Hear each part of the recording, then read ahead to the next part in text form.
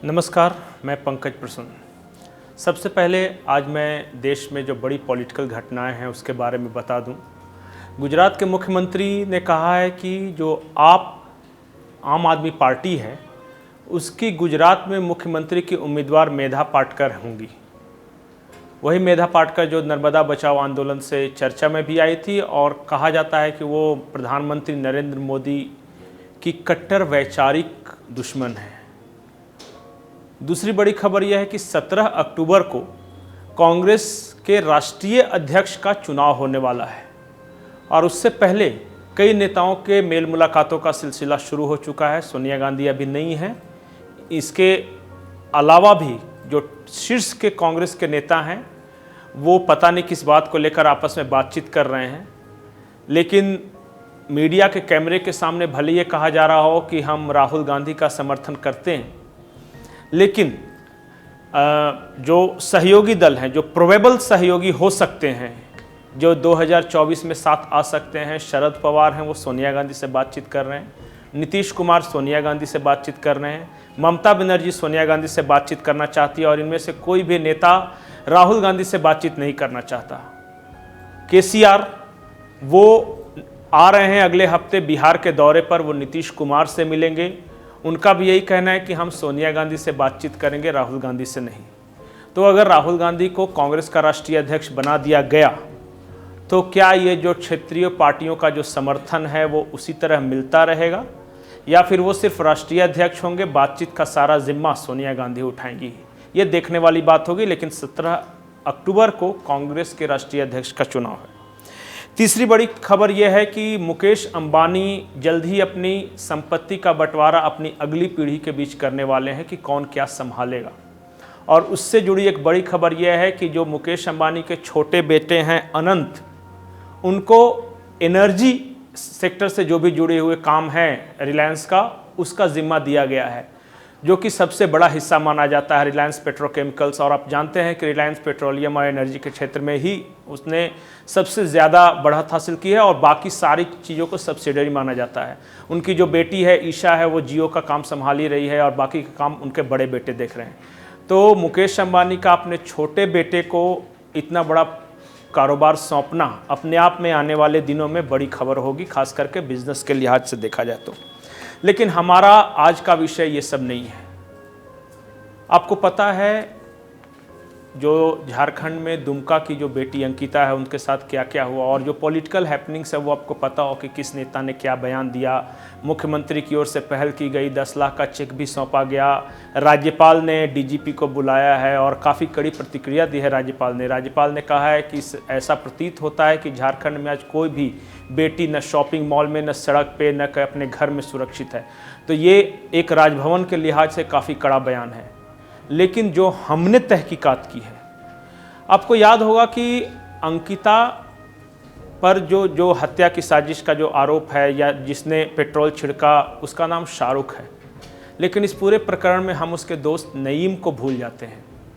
ऐसा कहा जा रहा है कि नईम ने ही पहली बार शाहरुख को ये बताया कि तुम्हें ऐसा करना है और पेट्रोल भी नईम ने ही शाहरुख को दिया, आग लगाने के लिए प्रेरित किया।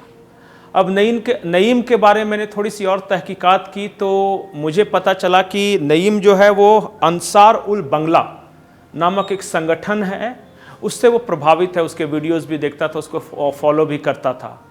अंसार उल बंगला के बारे में थोड़ा मैंने और पता किया कि ये क्या है, तो पता चला कि 2007 में एक है मोहम्मद जसीमुद्दीन रहमानी, वो बैंड एक ऑर्गेनाइजेशन है बांग्लादेश में।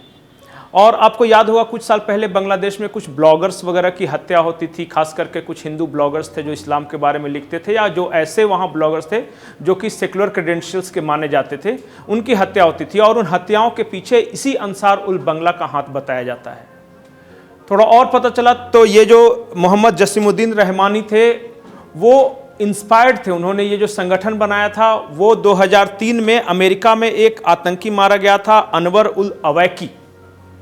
और अनवर उल अवैकी ने अमेरिका में कम से कम 6-7 महिलाओं से शादी की थी और उन सभी को बारी बारी से इस्लाम धर्म अपनाया और उन सबको छोड़ता भी गया। और वो बाद में वो आतंकी संगठन ज्वाइन करता है और वो मारा जाता है।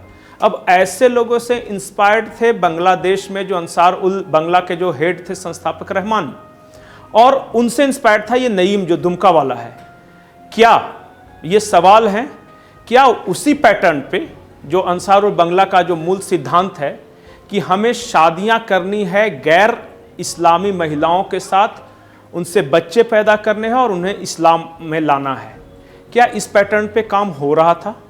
और अगर वो इंस्पायर्ड था तो एक आतंकी एंगल, एक जिहादी एंगल भी दुमका की घटना से जुड़ता है और पुलिस को इसकी जांच जरूर करनी चाहिए। और जब नईम से और पूछताछ होगी कि उसने कितने और ऐसे लड़कों को जो शाहरुख जैसे लड़के हैं उनको तैयार किया है, और शाहरुख जब असफल होता है एक विधर्मी जिसे बोल सकते जो गैर इस्लामिक महिला है अंकिता को प्रपोज करने में, उससे संपर्क बढ़ाने में, दोस्ती करने में, तब वो इस घातक घटना को अंजाम देता है।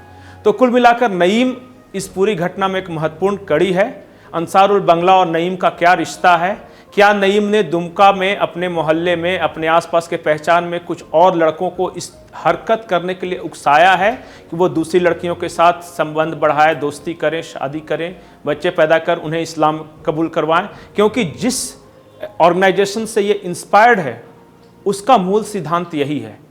तो ये एक अलग एंगल है पूरे दुमका की घटना को, और यहाँ झारखंड पुलिस को फूंक फूंक के कदम रखना हो, क्योंकि मैं बार बार ये कहता हूँ कि जो संथाल का इलाका है उसमें काफ़ी संख्या में बांग्लादेशी रहते हैं और डायरेक्ट उनका लिंक है।